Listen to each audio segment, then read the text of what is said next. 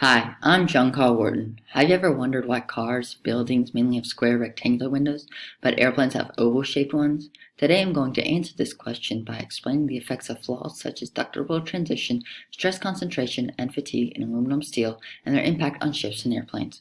In order to understand the mechanical properties in a material, we must first look at the material's atomic structure in the form of a unit cell. According to the textbook cited, a unit cell is the basic structural unit or building block of a crystal structure. Whenever a tensile load is applied to a material, the bonds in the material are in a state of tension so as to resist the tensile force being applied.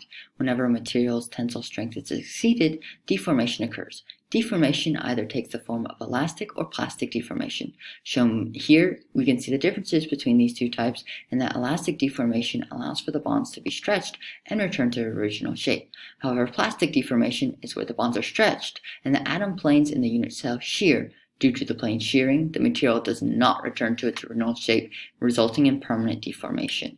Inside a unit cell are things known as grain boundaries. So when a tensile load is applied, the more grain boundaries present, the harder it is for the planes to shear, making the material stronger.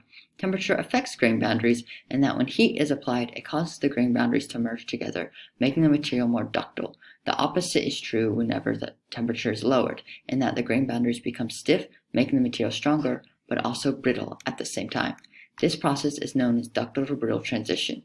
As you can see, as temperature increases, ductility increases. However, whenever temperature decreases, a material becomes brittle.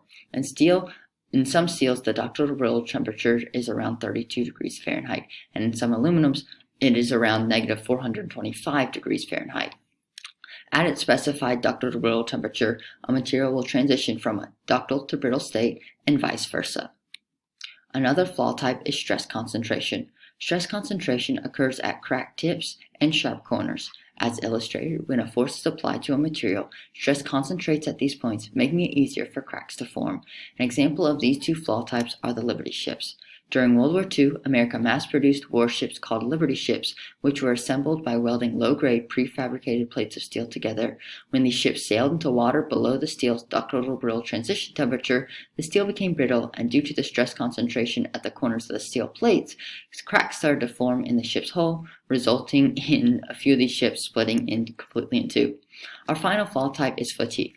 According to the textbook cited, fatigue is defined as the level of stress at which failure will occur for some specified number of cycles. It is similar to wear and tear in that after continued use, a material will begin to form cracks leading to fracture. This is more of an issue in aluminum than in steel, and that, as the chart shows, at a specified load, steel will not experience fatigue despite the number of cycles of stress. The opposite is true for aluminum.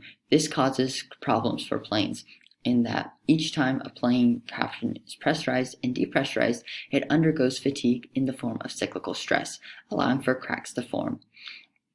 An example of this is the Havilland Comet. In order for jet travel to be efficient, a jet has to fly at higher altitudes.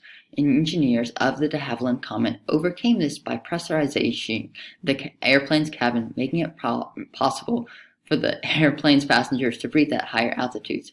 Due to the continued pressurization and decompressurization after each use, the planes began to experience fatigue, and this was very problematic for the Havilland Comet because as a result of stress concentration at the square windows, cracks started to form at these points.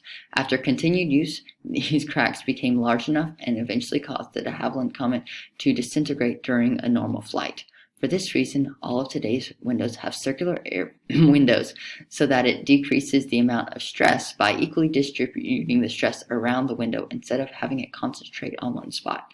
So, knowing all this, we can see how flaw types such as ductile transition, stress concentration, and fatigue in aluminum steel can have huge implications on the overall usefulness and safety of ships and airplanes, and that even the small details, such as the shape of window, can be very important.